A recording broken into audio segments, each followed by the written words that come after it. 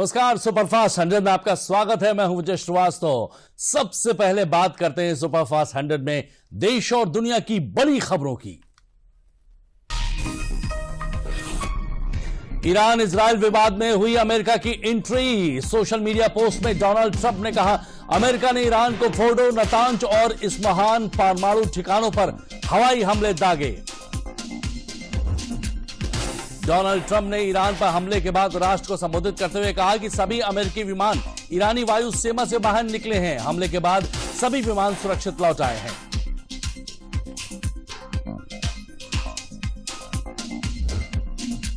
Israel ने सभी flights के लिए बंद किया अपना एयर स्पेस। इजराइल के राष्ट्रपति ने ईरान में सटीक हमलों के बाद अमेरिका को धन्यवाद दिया और कहा, इससे मध्य पूर्व का भविष्य बेहतर होगा।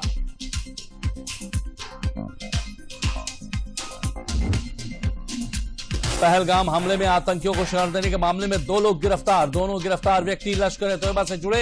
एनआईए ने आतंकियों को शरण देने के मामले में की गिरफ्तारी।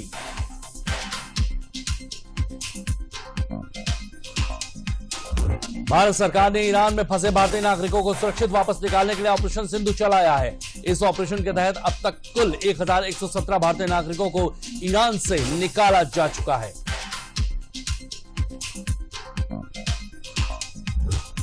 नेपाल ने ऑपरेशन सिंधु के अंतर्गत ईरान से उनके नागरिकों की वापसी में मदद के लिए भारत सरकार के प्रति आभार व्यक्त किया। नेपाल के विदेश मंत्री ने छात्रों की वापसी में मदद के लिए भारत के विदेश मंत्री डॉक्टर एस जयशंकर को दिया धन्यवाद। श्रीलंका ने ऑपरेशन सिंधु के तहत श्रीलंका के नागरिकों की वापसी में मदद करने के लिए भारत सरकार के प्रति आभार व्यक्त किया और कहा, भारत और श्रीलंका के बीच मजबूत और स्थायी भागीदारी का महत्वपूर्ण उदाहरण है ये। अहमदाबाद हादसे के बाद डीजीसीए ने शनिवार को एयर इंडिया को 3 अफसरों को हटाने का आदेश दे दिया है। तीनों अफसरों के खिलाफ यह कार्रवाई एविएशन सेफ्टी प्रोटोकॉल के गंभीर उल्लंघन को लेकर की गई है। राजा रघुवंशी की हत्या के मामले में सोनम और राज कुशवाहा को कोर्ट ने 14 दिन की न्यायिक हिरासत में भेजा। दोनों आरोपियों को रिमांड पूरी होने के बाद पूर्वी खासी हिल्स के जिला सत्र न्यायालय में पेश किया गया था। गुजरात के अहमदाबाद एयरपोर्ट पर हुए हादसे से डीजीसीए हुआ सख्त। उसने देश के सभी एयरपोर्ट की सुरक्षा व्यवस्था को दोबारा जांचने की एडवाइजरी जारी की। साथ ही हिसार एयरपोर्ट पर भी सुरक्षा मानकों में वृद्धि की गई। केंद्रीय गृह मंत्री अमित शाह के 2 दिन दौरे पर आज छत्तीसगढ़ जाएंगे। इस दौरान वो राजधानी रायपुर और नारायणपुर जिले में कई कार्यक्रमों में शामिल होंगे।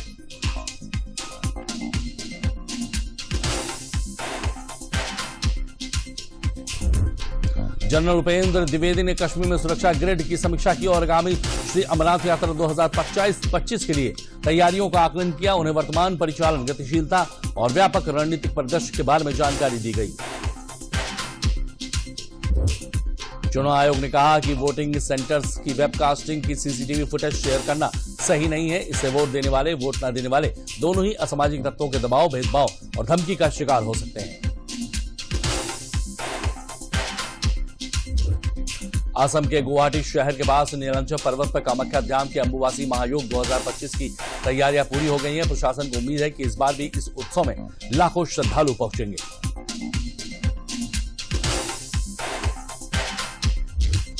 अंतरिक्ष में पहली बार इंसुलिन और ब्लड शुगर पर होगी रिसर्च। एक्सोसोम 4 मिशन के एस्ट्रोनॉट पहनेंगे ग्लूकोज मॉनिटर। इसमें डायबिटीज के इलाज में भी मदद मिलेगी।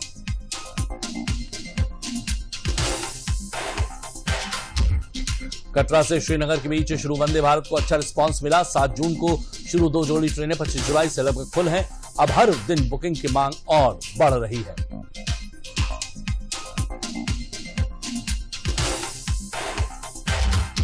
मिजोरम में असम राइफल्स और अन्य एजेंसियों ने 11.53 करोड़ रुपए मूल्य के मादक पदार्थ जब्त किए। इस संबंध में 2 महिलाओं सहित 5 तस्करों को गिरफ्तार भी किया गया।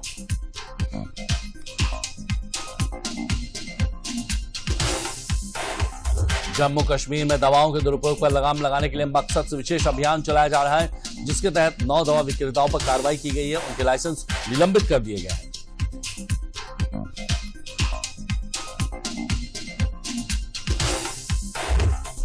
देश में कोरोना के मामले में लगातार बढ़ोतरी दर्ज की जा रही है। इसी के तहत मणिपुर में 100 के पार पहुंची है कोविड-19 के एक्टिव केसों की संख्या।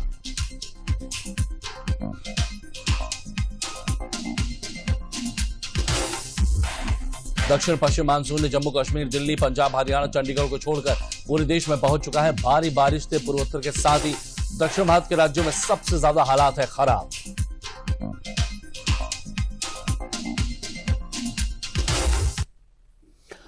और सुपरफास्ट 100 में अब देखिए उत्तर प्रदेश से जुड़ी हुई बड़ी खबरें।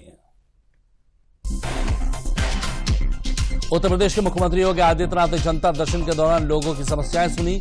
समस्याओं के त्वरित निस्तारण के लिए अधिकारियों को दिए निर्देश।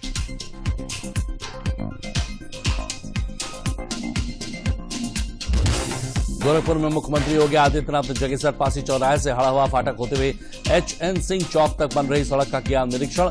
उन्होंने निर्माण कार्य में तेजी लाने के दिए निर्देश।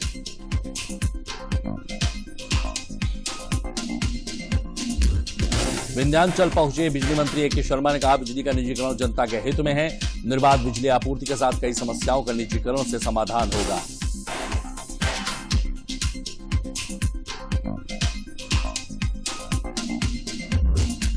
मुरादाबाद के सिविल लाइन थाना क्षेत्र की घटना है, जहां मृतक रविंद्र कुमार की पत्नी ने प्रेमी के साथ मिलकर उसकी हत्या कर दी और पति के शव को उत्तराखंड के कोटद्वार में फेंक दिया।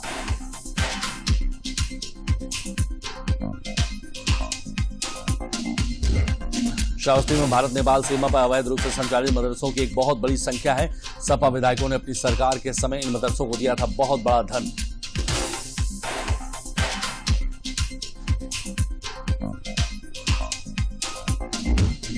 भारतीय सेना के द्वारा पाकिस्तान के विरुद्ध दिखाए गए पराक्रम को लोगों की यादों में तरोताजा रखने के लिए जनपद संभल में एक सिंदूर वाटिका का निर्माण कराया गया है।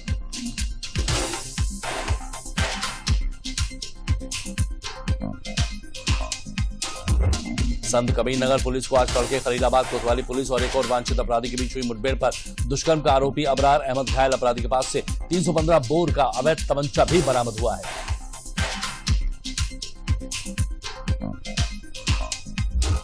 युवाओं में बढ़ती नशे की आदत को दूर करने के लिए लखनऊ में नारकोटिक्स कंट्रोल ब्यूरो द्वारा नशा मुक्ति के विरुद्ध एक बाइक रैली रूमी गेट से नारकोटिक्स ब्यूरो कार्यालय महानगर तक निकाली गई।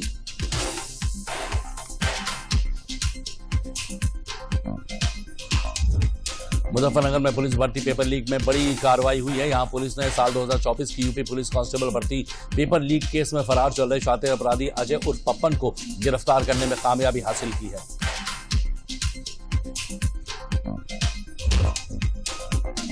आजमगढ़ में दो पक्षों के बीच हुए विवाद में पहुंचे बरदह थाना अध्यक्ष राजीव कुमार सिंह की निर्दयता पूर्वक पिटाई करने का वीडियो वायरल हो रहा है।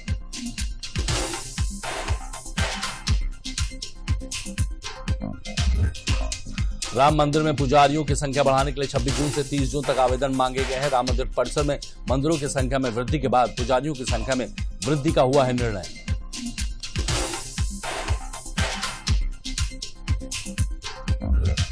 यमुना प्राधिकरण क्षेत्र में विकसित होने वाले अंतर्राष्ट्रीय फिल्म सिटी का भूमि पूजन 26 जून की शाम 5 बजे होगा। भूमि पूजन के बाद पहले चरण का निर्माण कार्य शुरू हो जाएगा।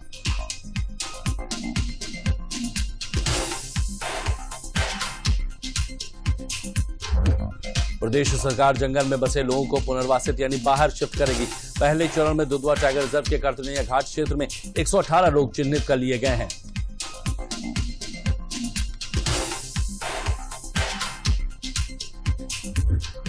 यूपी के ग्रेटर नोएडा के वाहन चालकों के लिए बुरी खबर है। इस साल 1 नवंबर से 2 लाख से अधिक पुरानी गाड़ियों को पेट्रोल डीजल नहीं मिलेगा, क्योंकि परिवहन विभाग ने इनका रजिस्ट्रेशन सस्पेंड कर दिया है।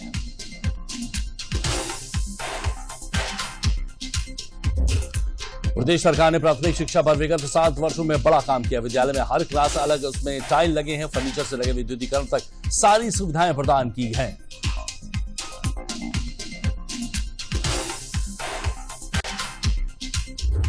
सोनभद्र में वासुदेव टीम ने लॉ IS की खोज कर बड़ी उपलब्धि हासिल की। कंपनी जल्द ही अपना काम शुरू कर देगी।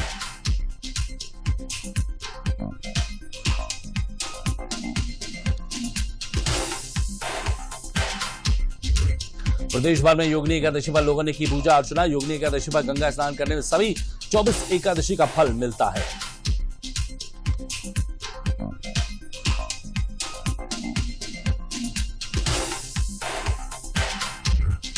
यूपी के कानपुर और आगरा के ही तर्ज पर अब गाजियाबाद और लखनऊ में भी फ्लैटेड फैक्ट्री कॉम्प्लेक्स बनेंगे। यहां पर एमएसएमई से जुड़े उद्यमों की स्थापना होगी।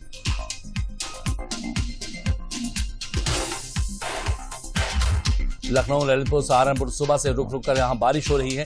चित्रकूट के बरधान नदी के पानी में कच्ची सड़क बह गई है, जिससे कई गांवों को तहसील और ब्लॉक मुख्यालय से संपर्क टूट गया है।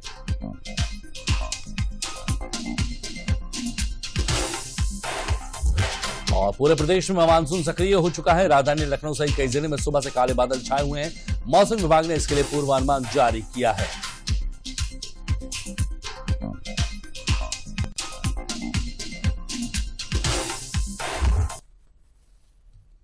जहां सुपरफास्ट 100 में आप देखिए देश के विभिन्न प्रदेशों से जुड़ी हुई बड़ी बड़ी खबरें। 11वें अंतर्राष्ट्रीय योग दिवस पर उत्तराखंड को पहली योग नीति मिली है। सीएम पुष्कर सिंह धामी ने 2 योग नगर और 2 आध्यात्मिक आर्थिक क्षेत्र बनाने की घोषणा की है।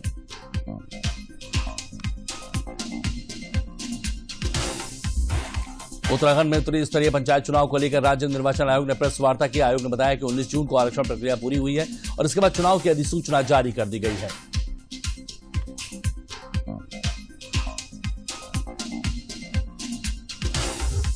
दिल्ली के मुख्यमंत्री रेखा गुप्ता ने कमला नगर में श्री जगन्नाथ रथ यात्रा में हिस्सा लिया। उन्होंने श्रद्धालुओं को शुभकामनाएं दी और भगवान जगन्नाथ की कृपा की कामना की।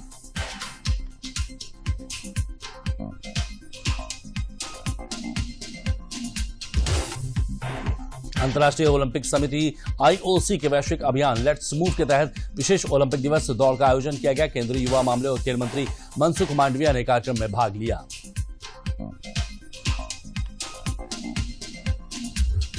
राज्य सरकार ने ग्रुप डी के 7500 पदों पर भर्ती की तैयारी शुरू कर दी है।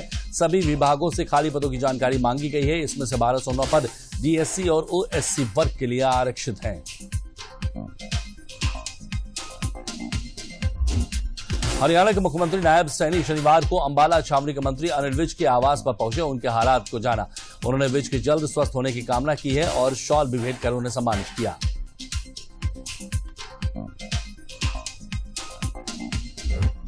मुख्यमंत्री नायब सिंह सैनी ने शनिवार को कुरुक्षेत्र के धीरपुर गांव में अत्याधुनिक कंटेनर डिपो का उद्घाटन किया है। इससे क्षेत्र में व्यापार, लॉजिस्टिक और रोजगार को बढ़ावा मिलेगा।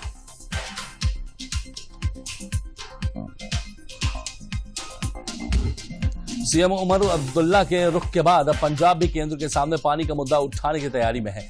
कहा है पंजाब को पानी का हिस्सा देने की मांग केंद्र से की जाएगी।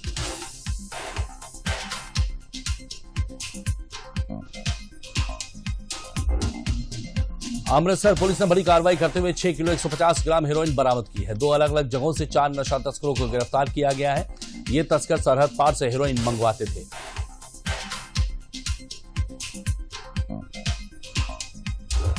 कांग्रेस ने गुजरात में संगठन बदलाव की शुरुआत की है।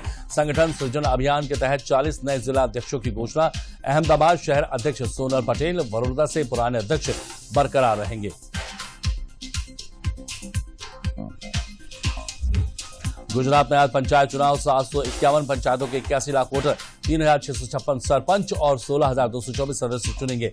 वोटिंग सुबह 7 से शाम 6 बजे तक होगी। काउंटिंग 25 जून को होगी। झारखंड के सीएम हेमंत सोरेन ने पलामू में चतुर्थ श्रेणी कर्मचारियों की भर्ती पर रोक लगा दी है। यह फैसला वित्त मंत्री राधाकृष्ण किशोर की चिंता के बाद लिया गया है।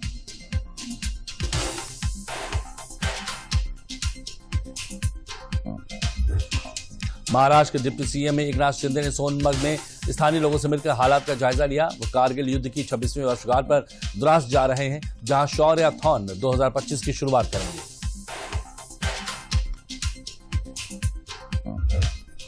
छत्तीसगढ़ के सीएम विष्णु देव साय ने मानव हाथी द्वंद्व को कम करने और वन्य जीव संरक्षण के लिए गजरथ यात्रा की शुरुआत की। यात्रा अंतर्राष्ट्रीय योग दिवस पर जशपुर से शुरू की गई है। जम्मू कश्मीर के सीएम उमर अब्दुल्ला ने ईरान और इजरायल के बीच जंग खत्म होने की उम्मीद जताई है। उन्होंने कहा दोनों देशों को बातचीत के समाधान निकालना चाहिए और युद्ध को बंद कर देना चाहिए।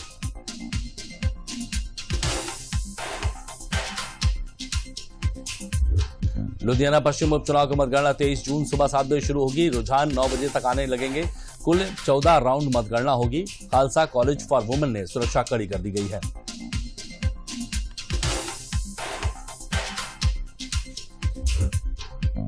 सीएम देवेंद्र फडणवीस ने विश्व संगीत दिवस पर महाराष्ट्र रेडियो महोत्सव और आशा रेडियो पुरस्कार 2025 की अध्यक्षता की है। उन्होंने रेडियो की अहमियत बताई और आशीष शेलोर को दिया है धन्यवाद।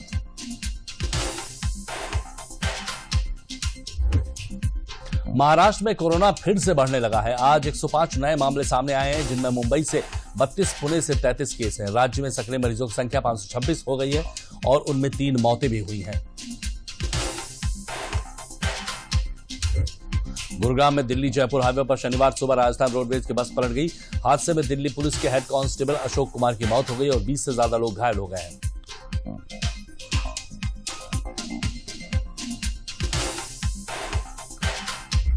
हिमाचल के 5 जिलों में भारी बारिश का ऑरेंज अलर्ट जारी किया गया है। हमीरपुर, कांगड़ा, मंडी, शिमला, सोलन, कुल्लू, चंबा, ऊना और बिलासपुर में येलो अलर्ट जारी है।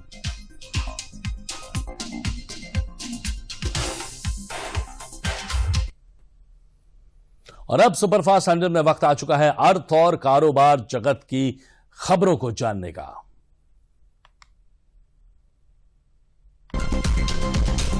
बाजार विनायक सेबी म्यूचुअल फंड नियमों में बड़ा बदलाव करने जा रही है। म्यूचुअल फंड को निवेशक केंद्रित और उद्योग के लिए अनुकूल बनाने की तैयारी की जा रही है। ये जानकारी सेबी के कार्यकारी निदेशक मनोज कुमार ने दी है। मार्केट वैल्यूएशन के लिहाज से इस दौरान टेलीकॉम कंपनियां भारतीय एयरटेल टॉप गेनर रही है। एयरटेल का मार्केट कैपिटलाइजेशन 54,056 करोड़ रुपए बढ़कर 11.04 लाख रुपए करोड़ पहुंच गया है। टेक दिग्गज एप्पल आर्टिफिशियल इंटेलिजेंस यानी एआई स्टार्टअप परसेल्विटी को खरीदने का प्लान बना रही है। दोनों कंपनियों के बीच ये डील $14 बिलियन यानी लगभग 1.21 लाख करोड़ रुपए में हो सकती है।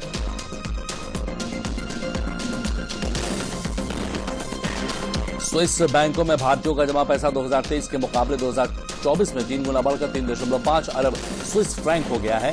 भारतीय रुपए में यह रकम करीब 33,600 करोड़ रुपए होती है। एसएनबी ने जारी की है आंकड़े।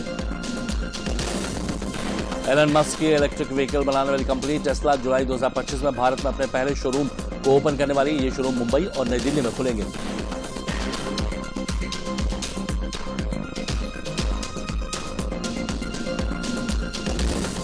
हिंदुस्तान एरोनॉटिक्स लिमिटेड ने भारत के स्मॉल सैटेलाइट लॉन्च व्हीकल को बनाने का कॉन्ट्रैक्ट हासिल कर लिया है। एचएएल को ये कॉन्ट्रैक्ट इंडियन इसरो और Indian national space promotion and authorisation centre ने दिया है। पीएम किसान सम्मान निधि योजना की 20वीं किस्त जून के आखिरी हफ्ते या जुलाई की शुरुआत में आपके खाते में आ सकती है। जिन किसानों ने आधार केवाईसी नहीं की है, उनका पैसा भी अटक सकता है।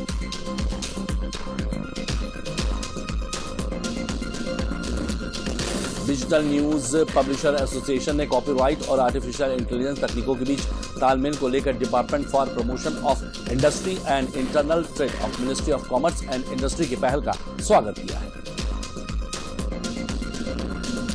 एचडीएफसी बैंक की non banking subsidiary company HDB financial services limited का आईपीओ 25 जून को ओपन हो रहा है।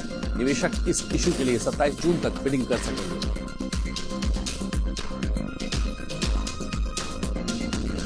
कर्नाटक सरकार आईटी सेक्टर के कर्मचारियों के डेली वर्किंग आवर्स 9 से बढ़ाकर 10 घंटे करने की प्लानिंग कर रही है। नए प्रस्ताव में सरकार ओवरटाइम की लिमिट बढ़ाकर 3 महीने में 144 घंटे करना चाहती है।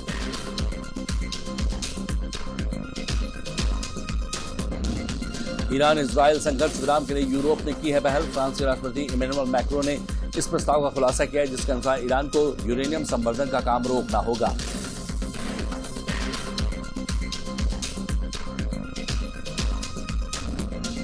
ईरान के सर्वोच्च नेता अयातुल्ला अली खेमेनेई बंकर में छिपकर गुजारा कर रहे हैं। उन्होंने अपनी हत्या की स्थिति में अपने 3 उत्तराधिकारियों को नामित कर दिया है।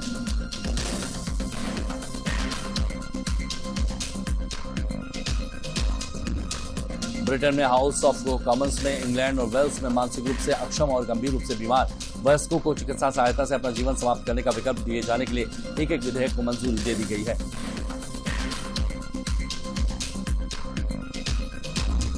रूस यूक्रेन के बीच जारी जंग खत्म होती दिखाई नहीं दे रही है। हालांकि दोनों शांति समझौते के लिए दोनों पक्षों से वार्ता जारी है।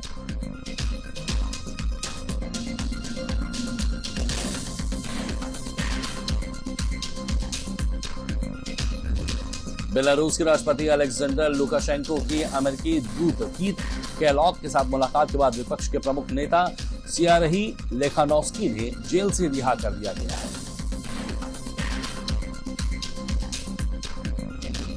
पाकिस्तान सरकार के अमेरिका के राष्ट्रपति डोनाल्ड ट्रंप को 2026 के नोबेल पीस प्राइज के लिए नॉमिनेट किया है। भारत पाकिस्तान युद्ध ट्रंप की कूटनीतिक पहल और मध्यस्थता से टला है।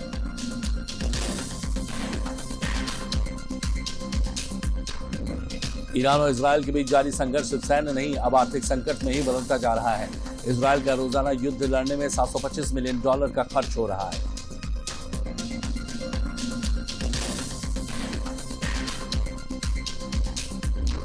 नाइजीरिया के उत्तर पूर्वी बोर्नो राज्य में शुक्रवार रात मछली बाजार में एक महिला आत्मघाती हमलावर ने 12 लोगों की हत्या कर दी। हमले में 30 लोग घायल भी हुए हैं।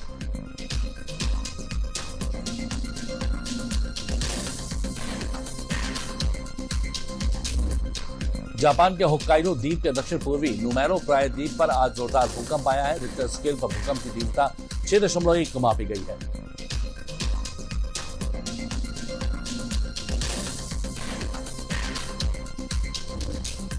ब्राजील के सांता कैटरीना में एक हॉट एयर बैलून में आग लग गई और आसमान से वो नीचे गिर गया। हादसे में 8 लोगों की मौत हो गई है और 13 लोग घायल हो गए हैं।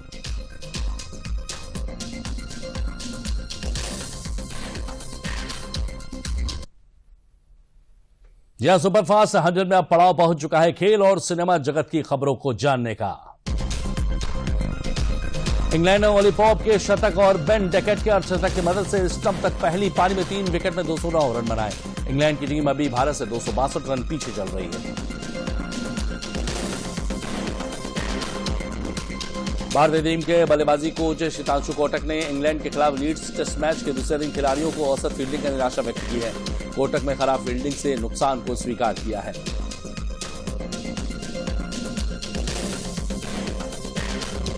भारतीय टीम के स्टार तेज गेंदबाज जसप्रीत बुमराह ने इंग्लैंड के खिलाफ लीड्स टेस्ट के दूसरे दिन खेल की समाप्ति तक 3 विकेट लिए और बड़ी उपलब्धि अपने नाम कर ली है।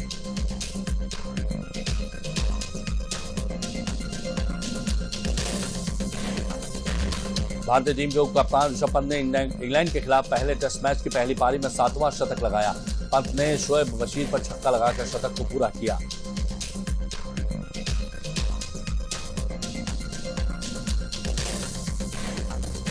बांग्लादेश ने अपनी दूसरी पारी 285 विकेट पर घोषित कर दी है। इस पारी में नजमुल शांतो ने 125 रन का योगदान दिया। शांतो मैच की दोनों पारियों में शतक जोड़ने वाले पहले बांग्लादेशी कप्तान बन गए हैं।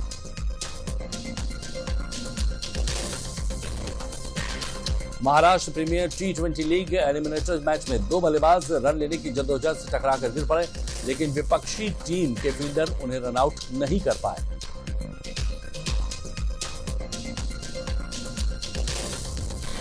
इंग्लैंड के चोटिल तेज गेंदबाज मार्क वुड भारत के खिलाफ 31 जुलाई से ओवन में खेले जाने वाले 5वें और अंतिम टेस्ट से पहले फिट होकर चयन के लिए उपलब्ध रहेंगे।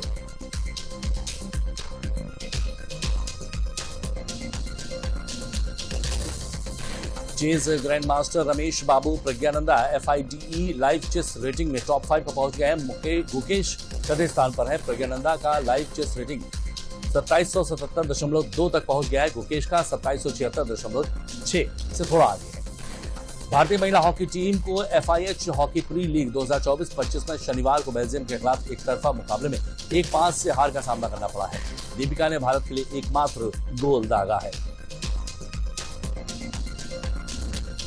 2 बार के ओलंपिक पदक विजेता नीरज चोपड़ा ने पेरिस डायमंड लीग 2025 में शानदार प्रदर्शन करते हुए 88.16 मीटर का थ्रो कर जर्मनी के जूलियन वेबर को पछाड़ते हुए खिताब अपने नाम किया है। साउथ के सुपरस्टार विजय आज अपना जन्मदिन मना रहे हैं। अभिनय की दुनिया में अपना जादू चला चुके विजय अब राजनीति में भी दमखम दिखाने को तैयार है।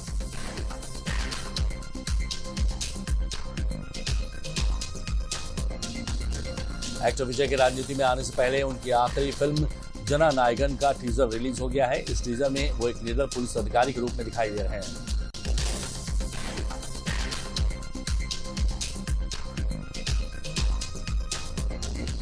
अनुपम खेर ने अपनी आगामी फिल्म मेट्रो इन दिनों की कहानी की तारीफ की है। साथ ही फिल्म से जुड़े अनुभव को भी साझा किया है। कहा है कि मेट्रो इन दिनों जिंदगी की एक खूबसूरत जर्नी है।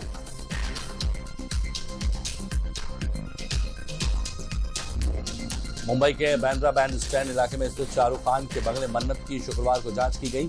ये कार्रवाई फॉरेस्ट विभाग और बीएमसी की टीम ने की है। कार्रवाई का कारण तटीय नियमन क्षेत्र CRZ के नियमों का उल्लंघन की शिकायत की गई थी। एक्टर मोहनलाल ने फैंस को ट्वीट देते हुए सुपरहिट फ्रेंचाइजी दृश्यम के तीसरे पार्ट की घोषणा कर दी है। साथ ही फिल्म की शूटिंग को लेकर भी अपडेट दिया है। अक्टूबर 2025 में शुरू हो सकती है इस फिल्म की शूटिंग। कपिल शर्मा के नेटफ्लिक्स शो में पहले ही एपिसोड में सलमान खान ने पूरे माहौल को खुशनुमा बनाया। इस दौरान उन्होंने कुछ खुलासे भी किए। कहा, अपनी चॉइस से नहीं आया इस शो में।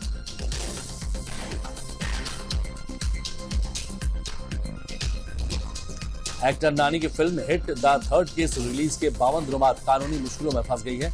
मद्रास हाईकोर्ट ने कहानी चोरी के आरोप को लेकर नानी और मेकर्स को लीगल नोटिस भेज दिया है।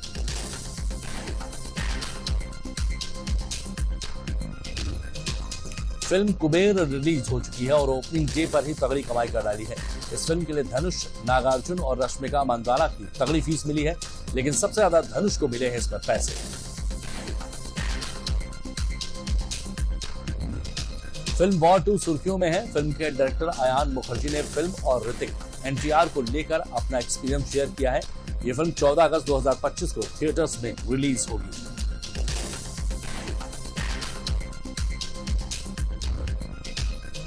और K-पॉप स्टार जैक्सन वॉन्ग ने हाल ही में भारत में अपने नए एल्बम मैजिक मैन 2 का प्रचार किया है। इस दौरान उन्होंने भारतीय संस्कृति को अपनाने में कोई कसर नहीं छोड़ी है।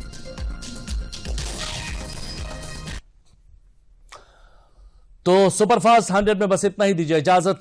नमस्कार।